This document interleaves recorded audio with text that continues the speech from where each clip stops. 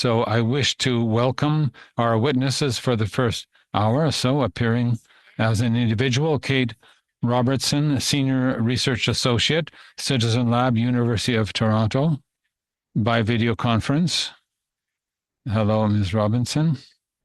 From BlackBerry, Mr. John DeBoer, Vice President, Government Relations, in person.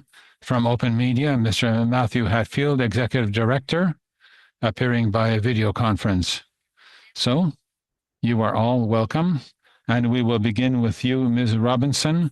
You have 5 minutes for your remarks. Good morning. Thank you. My name is Kate Robertson. I am a lawyer and currently a researcher at the University of Toronto Citizen Lab. My comments draw on Citizen Lab's research on cybersecurity and telecommunications, as well as constitutional law analysis I submitted in a brief to this committee. Parts 2 and 3 of my brief set out amendments to address constitutional deficits and cybersecurity risks in the bill. Of those recommended changes, the introduction of the brief identifies 2 priorities. First is to explicitly protect encryption technology in Canada's telecommunication networks. At present, the broad powers in the bill could have the effect of compromising encryption standards for lawful access purposes. For example, under Section 15.2 of Part 1 of the bill, the minister could require that a telecom operator implement specified standards. The minister could prohibit an operator from using any specified product or service. The minister could also impose conditions on the use of any product or service. These are just some examples. While officials have stipulated that this law is not a surveillance bill and that these provisions don't authorize the compromise of encryption, there's no explicit clause to ensure this. Future governments could interpret Section 15.2 very differently and argue that heightened surveillance capabilities would promote Canada's security interests. An interpretive clause is essential to protect encryption, which is an essential form of cybersecurity. I note in my brief that even the recently tabled Bill C2, which also proposes very broad powers to order changes in telecom networks, has a specific clause that the government has pointed to as a proposed means of ensuring that orders won't compromise encryption. In contrast, there is still nothing comparable in Bill C8. Recommendation 8 of my brief suggests that language should be added to stipulate that orders cannot be used to compromise the confidentiality, availability, or integrity of a telecommunications service. This phrasing is a widely recognized term to describe the 3 essential elements of strong cybersecurity and is a term that is used by federal agencies in Canada. I can also answer questions about alternative language that would also be workable and can submit those suggestions in writing after this hearing if helpful. Ultimately, since the intent of the legislation, as we've been told, is not surveillance or encryption breaking, this should not be a controversial improvement to the bill. As a second priority, the law's broad and warrantless collection power under Section 15.4 is a significant constitutional deficiency. As we know, telecom providers are the conveyors of the most private information known to our legal system. I must respectfully disagree with the view that this law would only apply to technical information. The actual text of the legislation, which is what matters, creates a broad and warrantless power to collect personal and de-identified information from telecommunication companies. I share the view of the Intelligence Commissioner of Canada, who has previously testified that the warrantless search and seizure powers are a constitutional flaw in the bill with no apparent justification. I agree with Mr. Noel's recommendation that when it comes to the CSE specifically, an important change would be to require that the CSE's use of information be subject to annual ministerial authorization and ultimately approval by the Intelligence Commissioner. This would be a very notable improvement. But as he noted, there would still remain a warrantless collection flaw in Bill C8 generally, which he testified is a problem that he would leave for others to address. Recommendation 3 in my brief addresses this larger gap by proposing federal court authorization for the collection of personal and de-identified information. This is critical to place Bill C-8 on much stronger constitutional footing. Given my time, I would invite a follow-up question from this committee on why the current safeguards in the bill, which are for the most part inapplicable to the collection power under Section 15.4, are inadequate to remedying this constitutional deficit. Thank you for your attention, and I defer to my brief for my remaining recommendations. Thank you, Ms. Robertson. And now over to Mr. Oh, no, sorry, Mr. De Boer. I would ask you to take 5 minutes for your presentation, please. Canadians getting Madam Chair. the safety critical systems inside will work flawlessly. When industrial automation systems keep our energy grids running, we trust that they will perform as intended. That trust is what BlackBerry delivers every day. Our QNX operating system is embedded in over 255 million vehicles on the road today. It powers industrial control systems, nuclear power stations, and autonomous systems in mission-critical environments, where safety, reliability, and performance are non-negotiable. QNX is trusted to ensure these systems are secure and reliable because failure is not an option. But our responsibility does not stop there. We protect communications that keep leaders connected during a crisis and the systems that coordinate emergency response when every second counts. When a cyber attack threatens a power grid and disrupts transportation networks, or when a national security incident demands immediate action, BlackBerry ensures sensitive information remains secure and decision makers can communicate without fear of interception or compromise. Our mission is simple: to safeguard the integrity of critical operations so governments and essential services can respond quickly and confidently. Because in these moments, trust isn't optional, it's everything. This is why banks, energy providers, telcos, and transportation agencies rely on BlackBerry. We were built with security in mind from the ground up. BlackBerry strongly supports Bill C-8, particularly Part 2. Critical infrastructure is increasingly digital, making it a prime target for cybercriminals and state-sponsored actors. The stakes are high. These systems deliver essential services and house sensitive data. A single breach can cascade across borders and sectors. Canada is the only G7 country without mandatory cyber incident reporting for critical infrastructure. It's time we align and strengthen our cyber defenses. Bill C-8 is a major step forward because it will enhance situational awareness and collective response, strengthen organizational learning to identify systemic risks and inform cyber practices, and improve corporate governance by elevating cybersecurity to the board level. Global experience shows these laws work. The United States 2022 Cyber Incident Reporting for Critical Infrastructure Act has led to faster resource deployment, trend analysis, and information sharing. Officials say it helps spot adversary campaigns earlier and take coordinated action.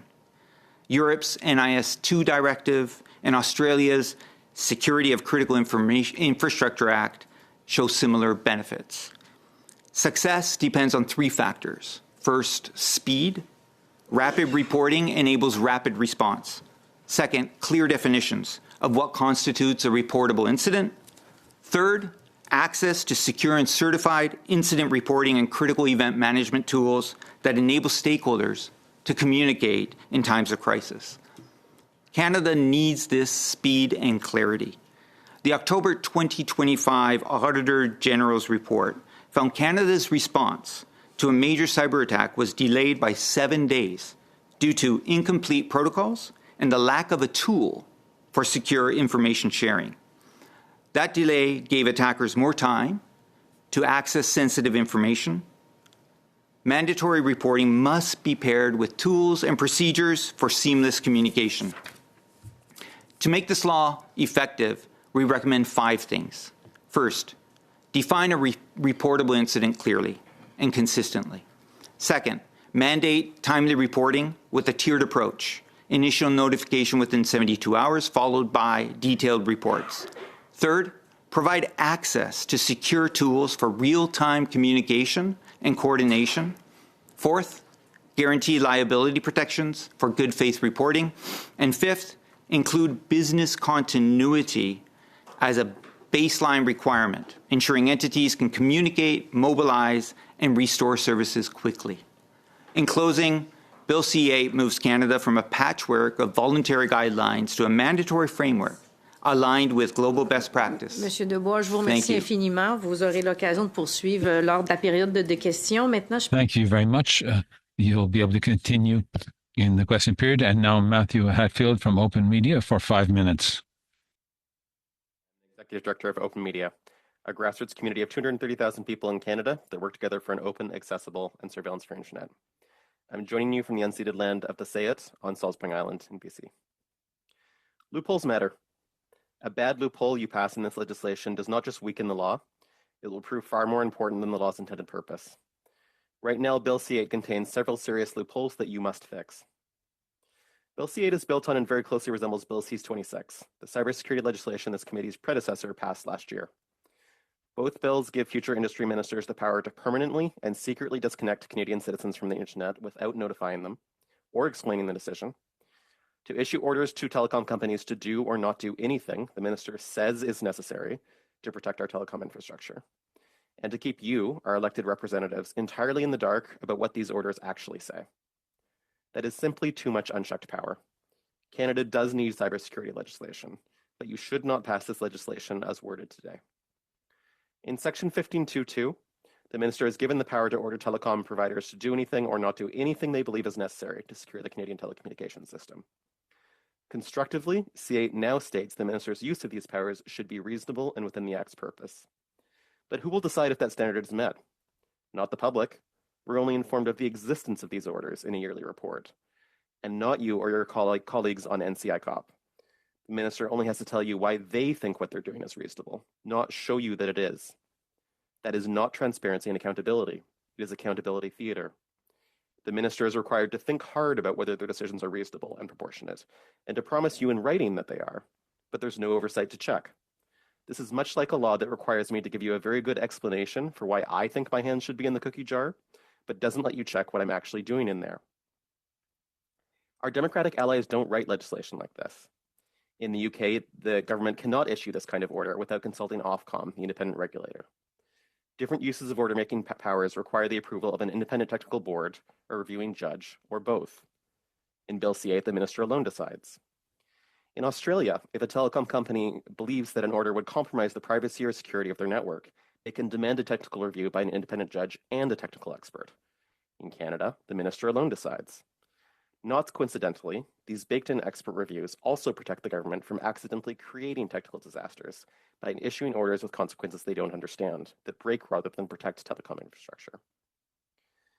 Canada's approach here is not a system of democratic checks and balances. It is a blank check to future ministers to build a growing system of permanent secret orders whose reasonableness and proportionality is entirely in their hands. And the necessary fixes are really much like they were at the last stages of Bill C-26. First, the government's new powers must be constrained by actual independent review. The minister's opinion that they are necessary and proportionate is not good enough. A judge and technical expert should have full access to these orders either before they are issued or in emergency circumstances within 30 days, and have the ability to overturn orders that go too far. Second, Bill C-8's legitimate purpose is systemic infrastructure protection, not being misused to surveil Canadians. That means the bill must explicitly prohibit orders that have the effect of creating a systemic weakness or backdoor encryption, language already used by our allies in Australia. If a door is open for the minister, it is open for hackers too. Further, personal information must be clearly defined as confidential, and if any is incidentally collected in the process of carrying out C-8, it should be rapidly destroyed. In all circumstances, C-8 must forbid personal information collected under it from being shared with foreign intelligence agencies who are not subject to our laws. Third, the government must not be allowed to keep how it is using these new powers permanently secret, not from you and not from the public. Outside of immediate emergency situations, the standard of disclosure of what is happening under C8 should be one level higher than is currently required. That means the public should be informed not just of how many orders are being made, but the minister's description of what they are accomplishing and why they are necessary. And NSCI COP should be provided with a full description of the orders, so MPs can judge if the minister's public report is telling Canadians the truth. More than 10,000 Canadians have written to our government to demand this cybersecurity legislation pass only once it includes robust right protections. That's your job to do. We urge you to listen to these voters and to adopt the amendments that civil society has placed before you to get this legislation where it needs to be. Thank you, and I look forward to your questions. Merci beaucoup. Thank you very much. So I wish to thank the witnesses for their presentations, and now we will move on to the questions from MPs. We will start with a 6-minute turn from Mr. Lloyd. Mr. Lloyd? The question for you, Mr. Hatfield. You said there really isn't any oversight on when the minister makes a decision. The bill says that has to be a reasonable decision. Given that these powers would primarily impact telecom providers, but possibly in some cases individuals, as has been claimed, can these people not seek judicial review of these decisions? And if a judge finds that they aren't reasonable, have these orders overturned? Is that not a safeguard? Can you tell me your thoughts on that? Potentially, but it's a distant and incomplete one. I would defer to my colleague Kate for a lawyer's view on this. This is a public advocacy perspective from me. But, you know, if someone eventually has a decision overturned, it could be months, years before it's changed. Many people in Canada, of course, wouldn't have the resources or understanding to challenge these orders. So I don't think it's nearly as good as having a built-in process that the government is forced to go through to seek a later process. Move on to Ms. Robertson. Could you answer that question for me, please? Yes, under the Constitution, the courts will look for a meaningful system of accountability. And if you have an absence of transparency and notice to individuals, including potentially even strict gag orders that would prevent individuals from knowing that their privacy or other interests have been impacted, then that thwarts their ability to meaningfully access review mechanisms. And so in that regard, the judicial review is inadequate from a constitutional perspective. I'd also note that it is a reasonableness standard and there's deference applied, which is why I've recommended that we have a specific clause clarifying that this is essentially not for surveillance purposes, but is about cybersecurity, because that as well would be, if in the absence of such an interpretive clause, be assessed on a different standard under the judicial review process. Constitutional foundation that even if there's a secret order placed on somebody, they still have the right to seek a judicial review. Is that not the case? That's the case, but if they aren't themselves within the cone of the gag order, then they wouldn't know of the existence of government orders or subsequent action by telecom providers. And really, that's what who's impacted by these orders is informed that they're impacted by these orders. Is that not the case? That's not the case, and it really depends on the specific nature of the order itself. There's many ways that this bill suggests that from the minister's perspective in introducing this legislation, they see this as a matter between telecom providers and the government. In many ways, the public at large is, I have to say, treated as not part of the equation. If there is an order that's specific to an individual, that would be a different matter. But for many cases, the intent of the legislation and how it's been discussed appears to be really looking at orders to telecom providers. And in that way, individuals would not receive notice. You're on to your concerns about the encryption rules. Who do you think, what stakeholders would be most concerned about the potential that encryption would be broken by this legislation? Would it be stakeholders like BlackBerry that are here today?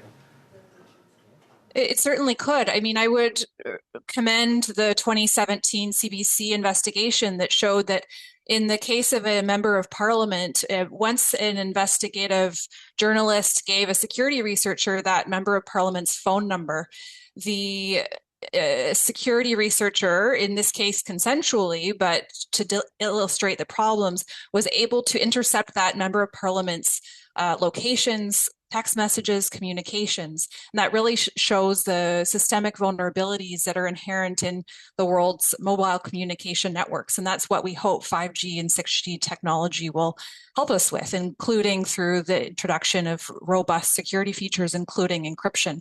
If we Mr. DeBoer, you're here. You're representing a telecommunications stakeholder. I'm wondering why the encryptions haven't been raised as a concern, like in your testimony today. Is that a concern you have, and can you elaborate on those concerns? So from a BlackBerry perspective, I think the notion of reasonableness is very important, notion of judicial review. But we are no longer in the telecommunications business. Our focus is more around cybersecurity. Do you deal with encryption, though, at BlackBerry? We do deal with encryption. So are you concerned that provisions in C8 will allow the government to thwart your encryption or legally force you to break your encryption standards? We will be concerned if that actually comes to bear, but we would like to have judicial review and the right for reasonable. But do you think that provisions in this legislation give the government the power to do that? I'm not in a position to really opine on that. It's not my area of focus. Okay, because that's a big concern that's been raised by many stakeholders. I mean, can you theoretically, if the government came to you and gave an order that your company felt would break your encryption standards, what would be the response from your company? It would be problematic. Would it seek a judicial review for the decision before complying with the decision? Be case by case. I can't comment on a fictional scenario, but we would definitely review that. Okay, because it's being painted as a real scenario by many witnesses, and it is concerning. But thank you for that. I don't know if you could provide any briefings to this committee afterwards. If you could get that information, happy to do that. Would really help the committee. Thank you. I think that's all my time. Merci beaucoup, Monsieur Lloyd. Thank you very much, Mr. Lloyd. So you're making life easy for me by halting just shortly before your time ends. So now 6 minutes for Ms. Akan. Thank you, Chair. Degree on electronics engineering, and my focus was on telecommunication. And throughout the years, I was in industrial automation, which you mentioned, and robotics, where communication and cybersecurity was at the core. So that's why my questions will be with you. You previously testified in support of the objectives of the predecessor Bill C-26. So given the scale of cyber threats to essential services, can you elaborate on why a legislative framework bill like BC-8 is necessary for Canada's cybersecurity posture, particularly within the federal regulated telecommunications sector? Madame la Présidente, thank you very much for the Madam Chair. Canada is the only G7 country without a mandatory cyber incident reporting bill nor cybersecurity program for critical infrastructure. This has been a long time coming. The threat landscape has evolved significantly. And so in order to actually protect critical services is absolutely essential. This is a start. We're focusing on 4 federally regulated sectors here, but we know that similar approaches need to be taken in other critical sectors as well. And the reality is that Canada works closely with our allies.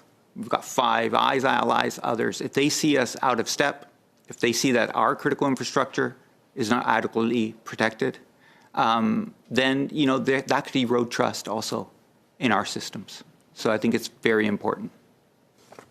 Thank you very much. You actually lead the way to my second question, where you have been advocated for harmonizing Canada's cybersecurity framework with Five Eyes partners. So beyond just compliance and incident reporting, what specific mechanisms adopted by other jurisdictions like UK, Australia, or US that is related to balancing operational security needs with transparency should Canada adopt to strengthen Bill C-8? Mm-hmm. So one area that may be of interest would be, first of all, ensure liability protection for good faith reporting. that needs to be strengthened within this bill to align with, for instance, the United States, also EU and Australia. Other incidents, things that we could clarify would be what kind of cyber incident would qualify under the reporting. Currently, as it's defined in this bill, it's any incident that affects the continuity or security of a vital system. In the United States, in Europe, in Australia, they've added significant incident to it. So I think there needs to be further. I know this will be outlined in regulations, but it's important that we make certain distinctions. Thank you. So from the perspective of a technology company serving both government and private sector, how do you perceive the necessity of an expanded government regulation in security critical infrastructure, and how does this duty balance with the responsibilities borne by private designated operators under the new Critical Cyber System Protection Act? In order to respond effectively, and I think the Canadian government has made some strides here, needs to be a public-private partnership. There is an onus also on private sector to ensure that their products are secure, meet a standard that is acceptable for critical infrastructure in particular. And so notions like secure by design are really important. Understanding third-party supply chain security risks. For BlackBerry, this is why we take certifications of our products very seriously. We get certifications from national authorities to ensure that our products are approved products. And so I think it's really critical that the Government of Canada signal to critical infrastructure and the rest of Canada that it's important to use products that are secure, and that private industry also work to build secure products instead of just releasing immediately products that may have flaws contained in them. After bolting on security after the fact does not work. Thank you very much. Do I have time, Madam the President? Oh, yes. So, in your previous testimony on Bill C-26, you specifically recommended that Bill C-8 harmonize cyber incident reporting requirements with the Five Eyes nation, as you mentioned. So one of the objectives of Bill C-8 is to modernize our cybersecurity framework with those partners. So could you speak to how this legislation aligns now with the Five Eyes partners in relation to incident reporting and compliance? Absolutely. With respect to incident reporting and compliance, so as I mentioned in my testimony, in the United States, there is mandatory cyber incident reporting covering 16 critical infrastructure sectors, and they must be reported within 24 hours. Monsieur Debois, le temps est écoulé, peut-être. That's all the time. Perhaps, Mr. Dewar, in the second round, you'll be able to complete your presentation. So now it'll be my turn to ask a few questions for 6 minutes. All right, then. So my question is for Ms. Robertson. Can you hear the interpretation? Is it working well, Ms. Robertson? Yes. So the Commissioner of Privacy talked to us about principles of necessity and proportionality for the gathering and exchange of personal information. This is a principle that we find in many pieces of legislation, but not systematically in C-8. What do you think about systematic introduction of this principle in Bill C-8? I couldn't agree more with the Privacy Commissioner of Canada's remarks. And I agreed to the extent that the same suggestions are included in my brief under recommendation 5. There are, as he notes. Excuse me, Ms. Robertson, we'll have to interrupt you because there's no interpretation. So since it's the chair who is a francophone, as I just realized. Is working in French. Oui. Oui, ça fonctionne. Okay, it's working. Okay, could you please start over, Ms. Robinson? Ms. Yes, Robertson. And my apologies for not being able to answer in French. I indicated that I completely agree with the Privacy Commissioner of Canada's remarks on the importance of this amendment to the legislation. It is included in one aspect, but not comprehensively, as you noted. And this is one of the really significant constitutional deficits that I identified in relation to Section 15.4 of the legislation, which is the collection power. And I would recommend recommendation 5 in my brief also addresses this precisely the same issue as the Privacy Commissioner of Canada testified to. And I would link that not only to the privacy framework that the Commissioner is responsible for, but also to the constitutional principles that I've analyzed and which apply in this context. You talked to us in your opening remarks about measures and concerns that you have considering Section 15.2, which in fact could impose or be used to create backdoors, which would weaken the encryption standards. I'm not an expert in IT, but it's difficult to penetrate the systems because the encryption standards are very high. But if we reduce them, it could even imperil security. Did I understand your argument well? Yes, you understood it very well. I would say that the only clarification I would make is that traditional telecommunication technology was insecure by design. And so with legacy mobile communication networks, we still see persisting vulnerabilities that make people vulnerable to cyber fraud and other types of malicious surveillance. Corporate espionage, for example, espionage of government officials. We have security features, including encryption, available for 5G and 6G technology.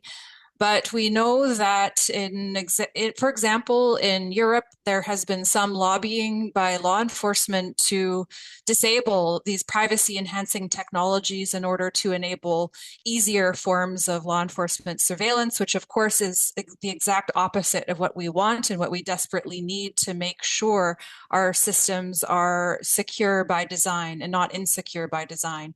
And so we need to be fixing as many holes as possible as opposed to drilling new holes. And that's why I take it that government officials have agreed that this bill is not about surveillance and not about encryption breaking, but we can only know that if we have that encoded in the law itself, which is a gap that we urgently recommend be filled.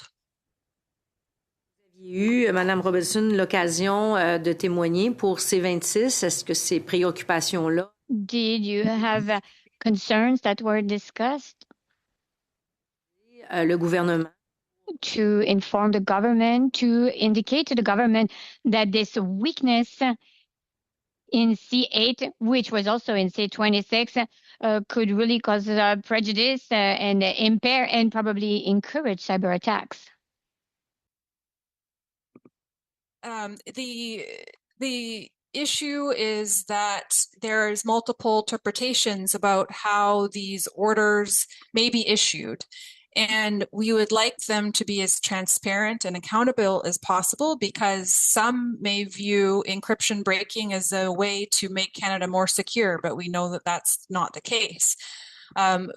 So the combination right now of interpretive ambiguity and the potential that these orders are issued in secret makes it particularly worrisome that these new security features will be compromised by potentially future government officials. Je m'excuse infiniment pour vous et pour moi. Just want to test again that the French interpreter is back on the French channel. Oui, ça fonctionne. Oui. Merci. Excusez-nous, Madame Robinson, c'est... We apologize, Ms. Robinson. This is a small limitation because we have remote interpreters and we have an added obstacle. So please go ahead. Yes, I was testifying that the combination of secrecy and lack of clarity that these orders could be used to compromise encryption is a problem. I would also note that it's not difficult to foresee that these orders might be used for surveillance capabilities. The Ministry of Public Safety has introduced legislation for this exact purpose of installing new capabilities in telecommunication systems. But of course, that should be under its own legislation, if it's going to happen, attached to very different sets of safeguards. This bill is about cybersecurity and not about surveillance, as we are told, which is why we need to ensure that these types of compromises aren't coming in through C8 itself. Merci beaucoup, Madame Robinson. Thank you very much, Ms. Robinson. Dear colleagues, since we started a bit late for this meeting, we have a small decision to make. So are we doing the next turn?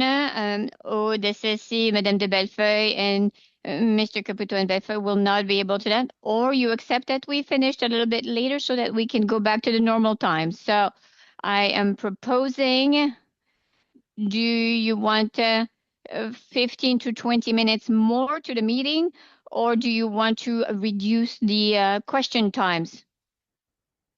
So are you okay that we would finish with 1:17? We would be finishing at 1:17 p.m. Okay, so that we will continue.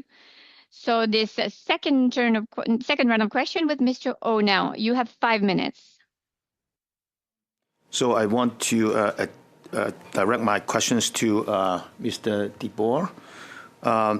I agree with you 100% that you say that trust is important in the sense of being secure and reliable. And you also mentioned that we are the only G7 country, lagging behind. So my first question is, in comparison to other G7 countries, how far behind we are? And what is the significance of that kind of lagging behind? Thank you for the question. The United States passed a similar law in 2022, so almost 4 years ago. Right.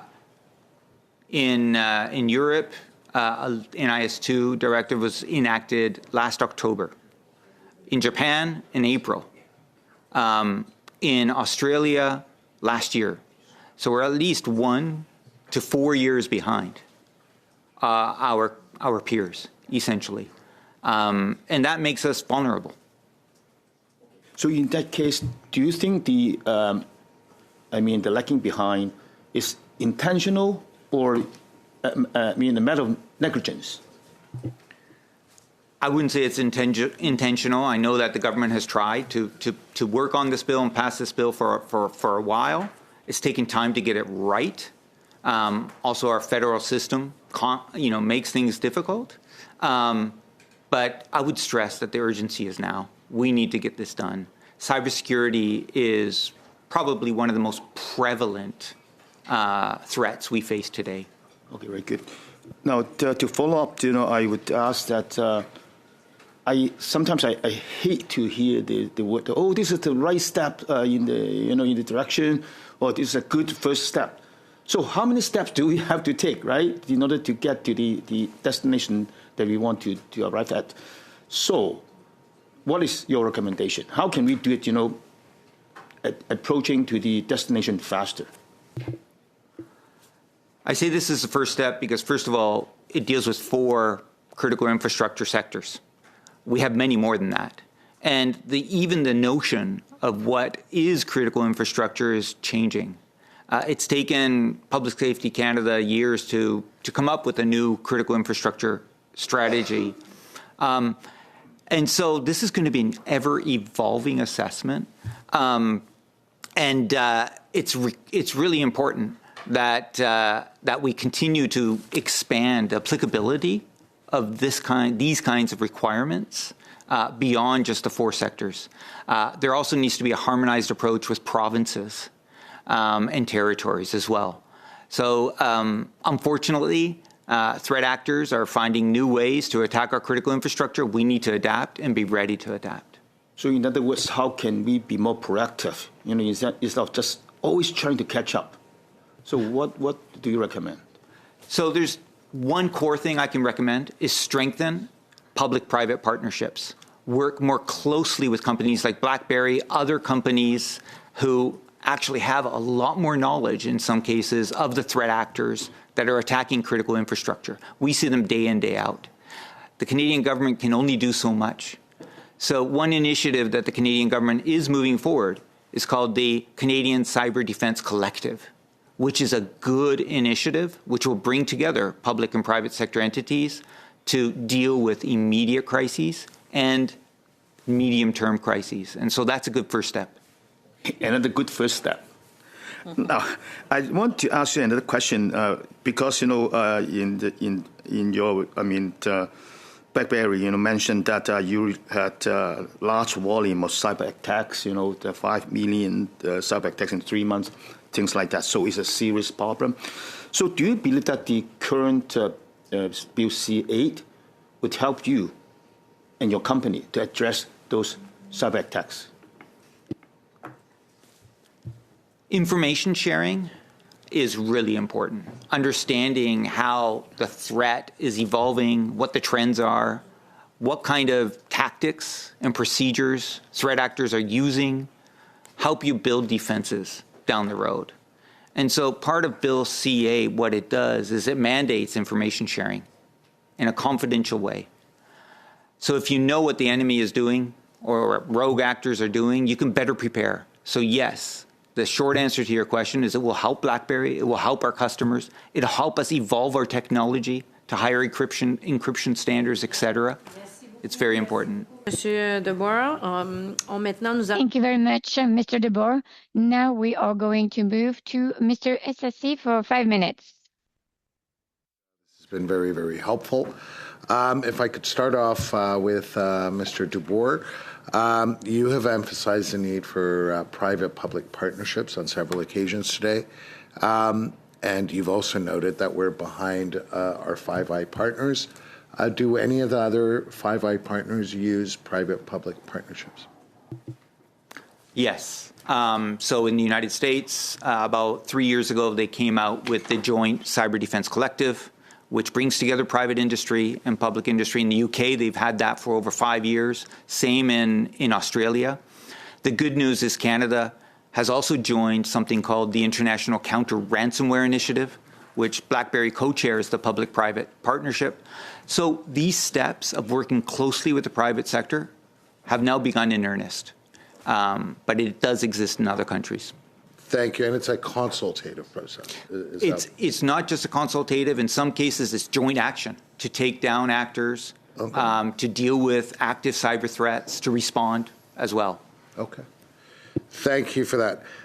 Now, one of the recommendations you made, to be more specific, recommendation number 3 was that we provide access to security tools.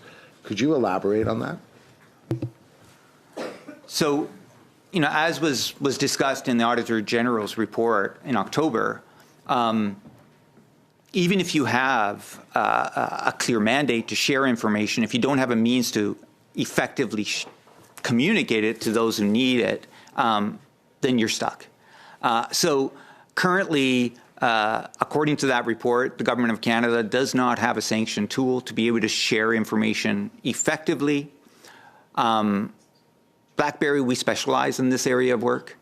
And what's important for us is to ensure that whoever is sharing information is doing it in secure means, not using commercial apps, apps that were not built for exchanging secure information. So our recommendation would be find a way, a tool, leverage that across critical infrastructure and government in a unified way, using tools that are certified for that purpose, that are approved specifically for sharing information. Thank you very much. Now, if I could go to Ms. Robertson. Thank you very much, Ms. Robertson. Now, I take it overall, without getting into the details, you are very much in favor of C-8. Is that correct? We welcome a more proactive approach by the government. As we note in our research, legacy, lack of accountability, and excessive secrecy has actually led to really pervasive. That we're behind our other Five Eye partners, and it's important that we do address this issue, correct? My testimony is that the government does need to take a more proactive role. However, it has been, unfortunately, complicit in some of the surveillance technologies that have made these technologies insecure in the first place. And so we really need to see amendments to ensure, well, it does answer it from my perspective. That's my view. And that you don't agree with certain provisions, that's understood. But for you not to answer whether you think C8 as a general rule is moving in the right direction. That's essentially what I've been asked this before. I think that this is about a long-term strategy. It's not a rapid response. There are other tools for that. I would prefer, and it's my view, that this should proceed with amendments as opposed to just proceed because we're operating from a place of fear. Responses we've heard from numerous witnesses. We're way behind our other Five Eye partners, so no one is suggesting that this is a rapid response. But you do agree, Ms. Robertson, that there is going to be judicial review for any decision that is taken by the minister, correct? No, I don't agree with that. It's only if a party initiates a judicial review, and of course, if there's secrecy, if the secure, you agree with that, I take it. It's impossible to access it if we don't know that the government order has been issued or what its effect would be. So it's a incomplete. The people that it applies to may not very well know about their. Merci, très intéressant et passionnant. This is very interesting and fantastic, but we will be able to continue later with this discussion. Now it is my turn actually for 2.5 minutes. So Mr. Hartfield, could you tell me if, on your perspective, this bill has a control mechanism for the orders that are emitted by the cabinet for cybersecurity? Do you think it's enough? Do you think that we should amend it so that we could frame the power of the minister in a better manner? Yes, very much so. I'll answer the question that was just asked. Should Bill C8 pass in its current form? No. Should it pass in some form? Yes, potentially, if the right amendments are brought in. It's true that our cybersecurity protections and legislation is behind our allies. So why are we considering legislation with much weaker oversight than our allies apply? I think that's the crucial step that needs to be addressed here. The minister alone cannot be making these decisions. A right to judicial review that occurs only, when we find out about the impact of a secret order that we've never seen, isn't a real right at all. And so there are various bodies that could be appropriately empowered to provide oversight here. We could see NCCOP provided much more information about what's going on in these orders so that they can judge that. But the public needs to have a clear view of what's going on systemically with the system as well. Otherwise, you can have secret orders stack on secret orders and a growing system that could become really far more about surveillance than it is about cybersecurity. Could you please name?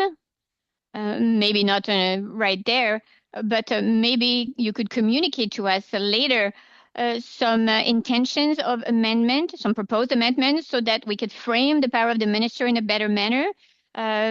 Maybe Mr. Hatfield, Ms. Robertson, could this be something that you send to us? It would really inform us better, Mr. Hatfield?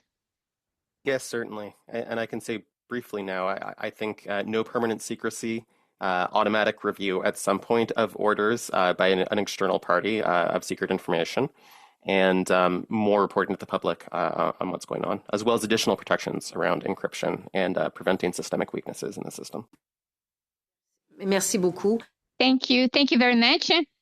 We are now going to move on to Mr. Caputo, who has 5 minutes. Madame la Présidente, bienvenue. Thank you, Madam Chair, and welcome to the chair. I hope I said that okay. Virtually and one in person for being here. I first off want to start off with Professor Robertson. First of all, your brief is incredibly comprehensive, so I thank you for something so voluminous and so so precise. It's not lost on me that I've often been criticized at this committee for interrupting officials like the minister, and yet you were interrupted repeatedly when the answers you were giving may not have been what some people at the committee wanted. So I'm going to let you take this time to complete any answers that were asked in respect of my colleagues. So if you have anything to add, please feel free to add it at this time. Thank you very much. Where we stand is that, if I could quote the remarks of the Intelligence Commissioner of Canada, the glaring absentee in this legislation is the Canadian public, whose information, which is the subject of a reasonable expectation of privacy, is under threat of compromise in more ways than one in the legislation.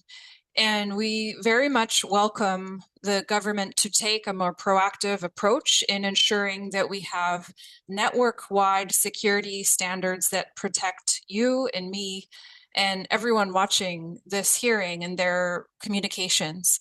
When we've raised the constitutional deficiencies around the privacy risks and cybersecurity risks, we note that the government has taken the position that this is a regulatory context where privacy interests are diminished.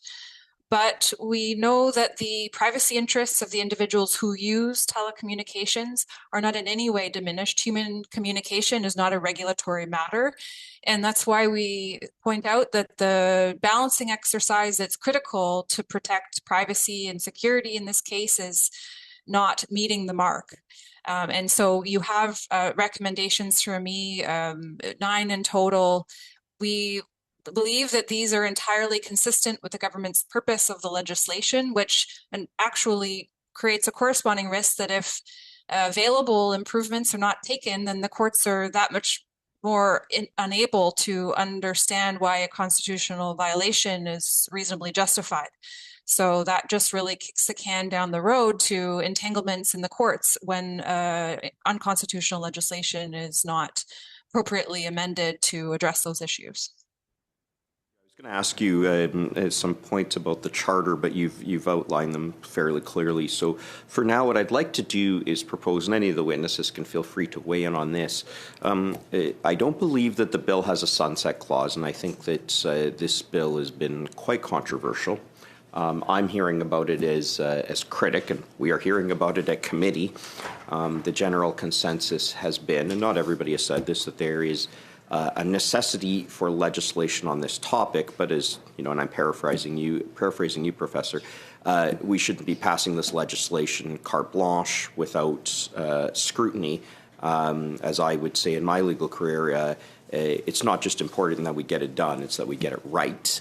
Especially on something like this. One mechanism is a sunset clause, and I'd love for each of you or whoever wishes to weigh in. I suppose a sunset clause can take multiple forms. One of them is review at committee after 5 years, which in my experience doesn't generally happen. It just gets kicked down the road. Another would be a legislative review. I'm not sure if that would occur, how that would occur, but I suppose we could fashion that. And another is the bill just sunsets after 3 years. And in other words, you need legislation. So new legislation to revive it. Do any of you have opinions on that? Hatfield, please go ahead. Yeah, I think it could be helpful, but wouldn't be the primary fix we'd recommend. I mean, I think you've named it. Renewal of bills is often happens formulaically.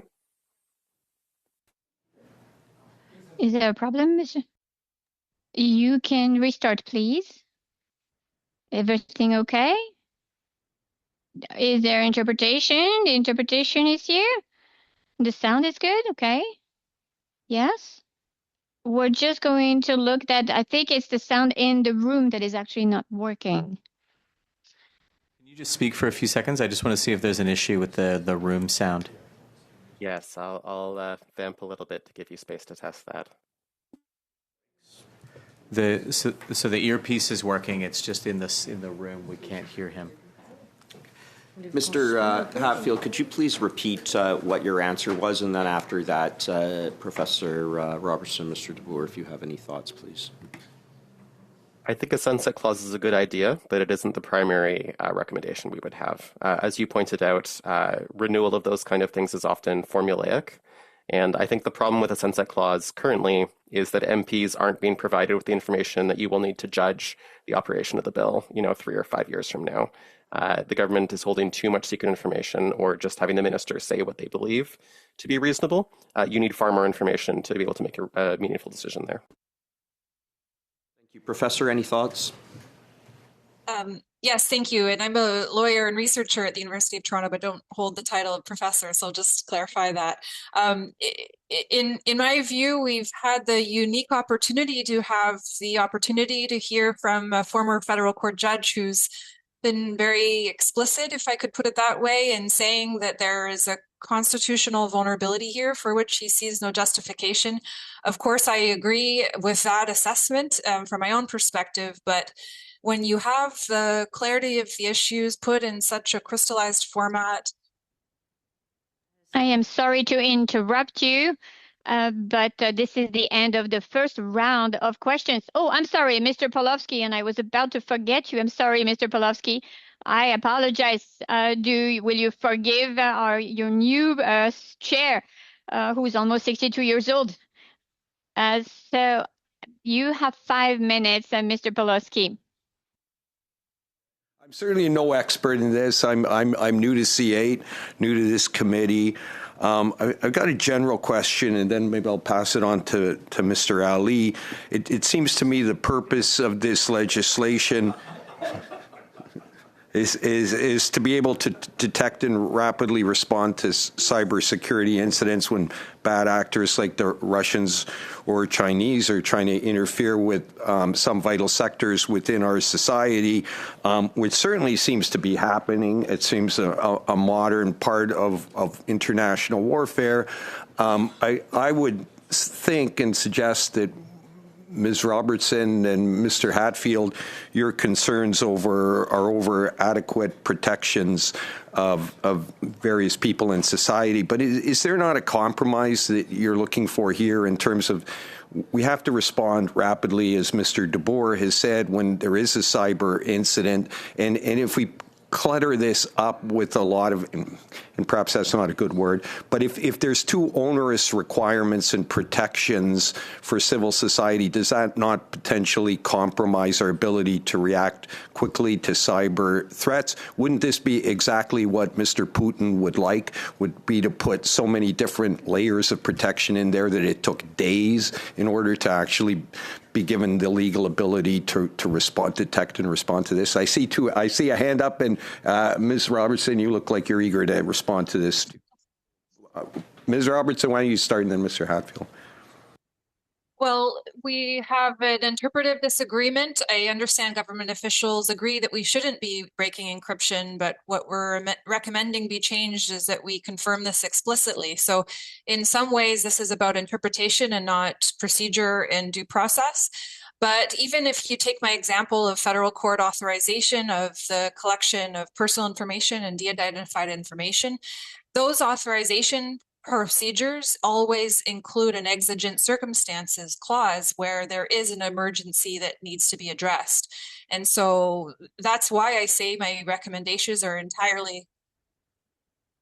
Like what exactly is that? So it means that if the government normally has to obtain authorization from a judge to obtain information that's the subject of a reasonable expectation of privacy, as pretty much all information in the possession of telecommunication providers are, where it's personal information. That authorization isn't necessary when there's an emergency, which means that's term, exigent circumstances is a legal term for it's an emergency and we need this information now. That, however, shouldn't be the default rule. And so that's why we say that authorization should be required. It would be not at all thwarting the ability of the government to rapidly respond where required. Yeah, so we're looking for review after the fact when emergency orders are necessary. So it's possible that something happens immediately, the minister has to respond, get something done right away. Sure, fine. Review in that case should occur within 30 days or 60 days so that a judge and a legal or a technical expert can take a look and make sure that the order was reasonable and potentially should continue longer than just that emergency term. A common expression in privacy and security is trust but verify.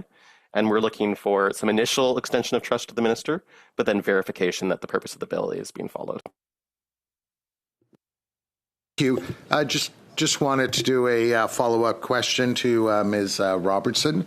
Ms. Robertson, you talked about how there is interpretive ambiguity, but it seems to me that interpretive ambiguity is always there until regulations are adopted with greater specificity.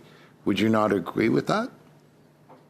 I don't agree with that. And the failure of a piece of legislation to adequately circumscribe surveillance capabilities or information collection capabilities of a broad scope is actually cause in and of itself for the courts to strike it down.